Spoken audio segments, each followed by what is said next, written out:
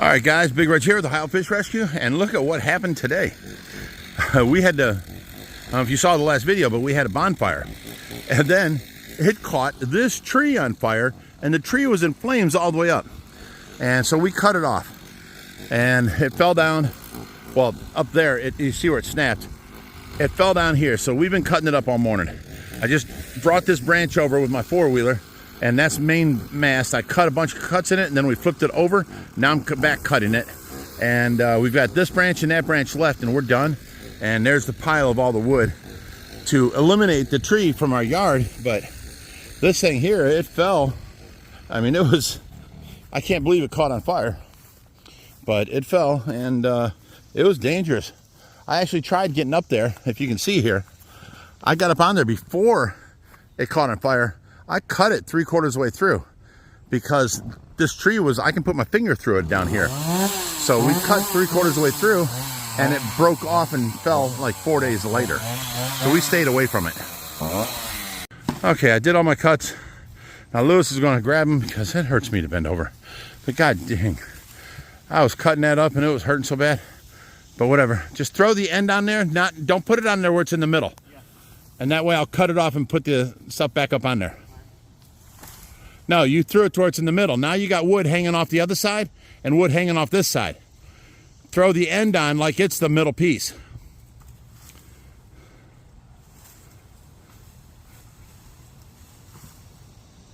Now I'll cut off everything that's hanging out. And we'll throw it back on top. So Lewis making light work of this. One tree down, one tree in our way, one tree gone. Same thing as the last branch.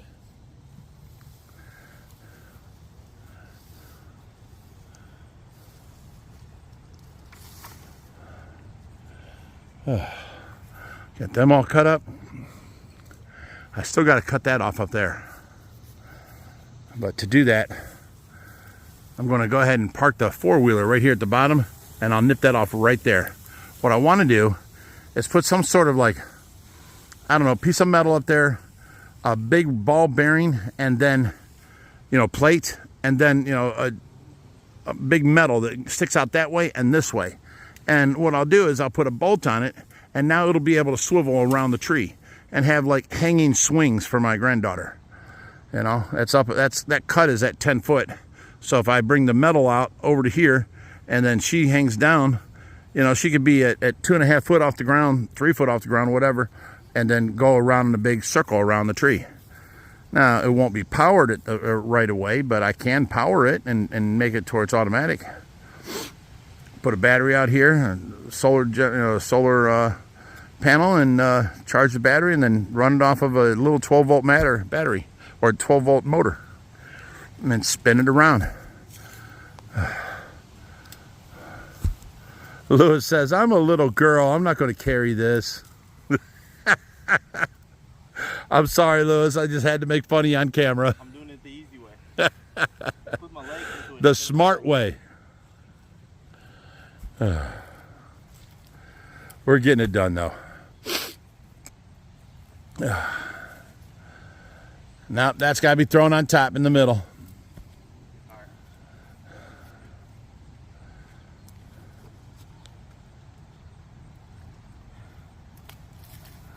There you go.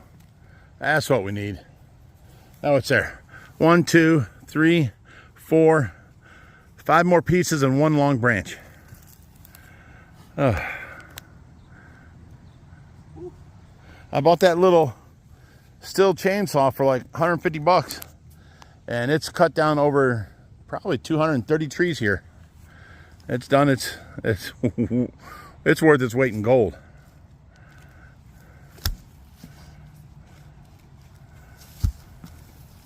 See, Lewis comes here, and he's from the Army. He said, "We do more before 5 a.m. than most people do in a week." Amen. Well, he shows up here late and don't want to do no work. I'm kidding, Lewis, I'm kidding.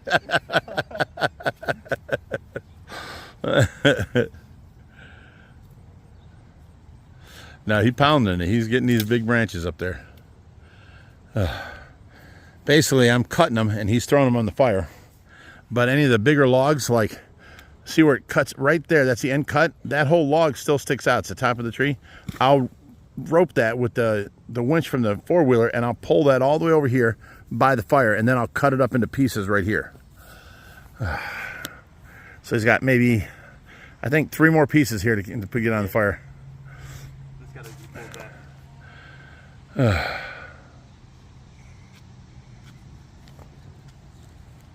How you like that guy running the chainsaw thinking, well, this piece is bigger, it'll be okay. All right. Yeah, he kind of knows what he's doing. I could have made 3 cuts there. Instead, I made 2, and just figured you could handle it.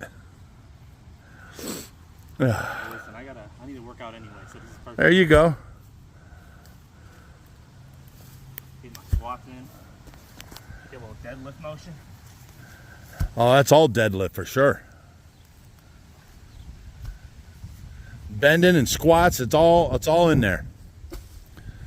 Leave that there for a second. Okay. See what's going on. Oh. And what? It's like 86 out here? At least. It's hot. Oh, we got a couple more pieces than we thought. Yeah.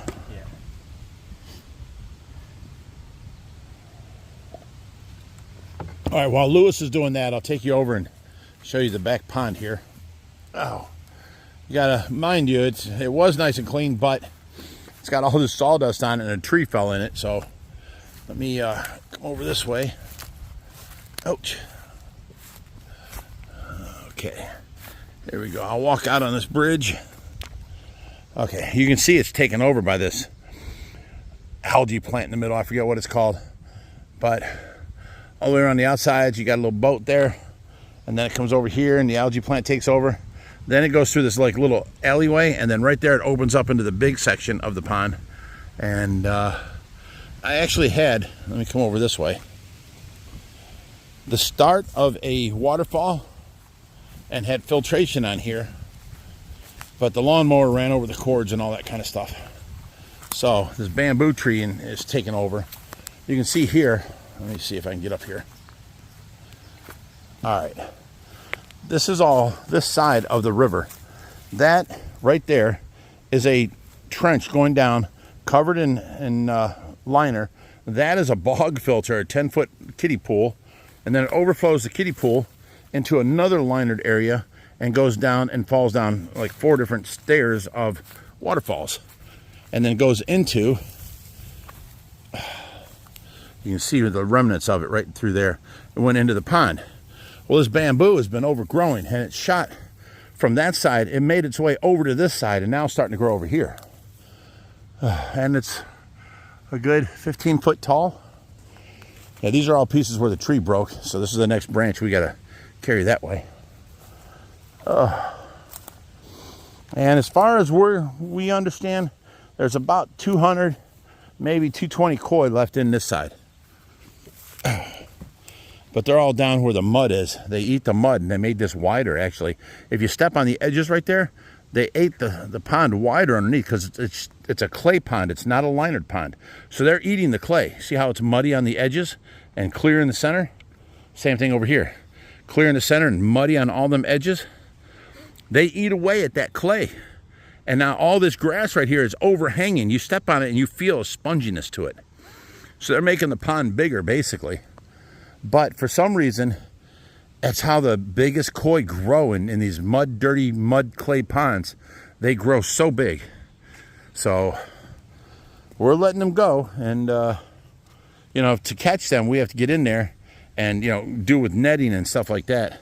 Or put a net down and then feed them and then grab whatever we can when they're feeding. So it's kind of hard to catch them out of here. Let me get over to this side. Ouch. This is the larger section, and you can see, look how muddy it is on just the sides. Over here it's pretty clear, but man, over there it's muddy. They're eating away at that. And now you can get a better look at the waterfalls right there. That was steps coming down of waterfall, but the bamboo has overshot it all. And of course this tree ain't here normally. So That one has to still be cut a little bit. does it? Okay. I'm gonna put down the phone.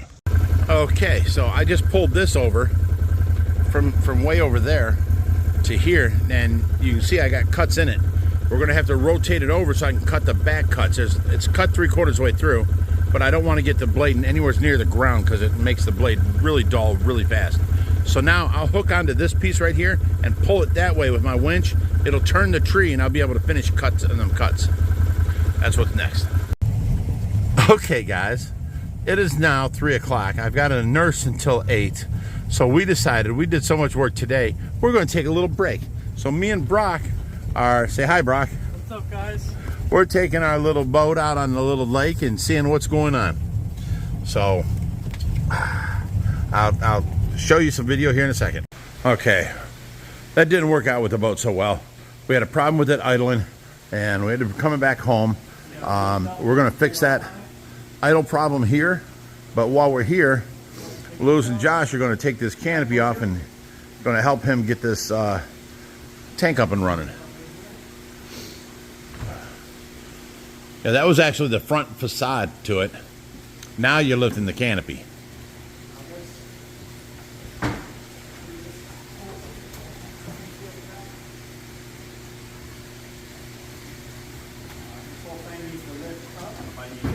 Well, it just lifts up about 1 inch and then pulls out.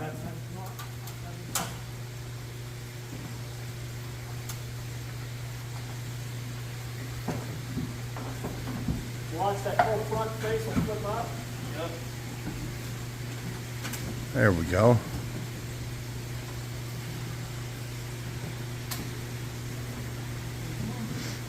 Good deal. Stay away from the front of the tanks. Now he's got access to inside the overflows when he's going to be putting in the, what do you call them, the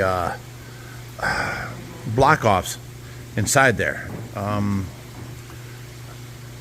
The PVC bulkheads, that's what they're called.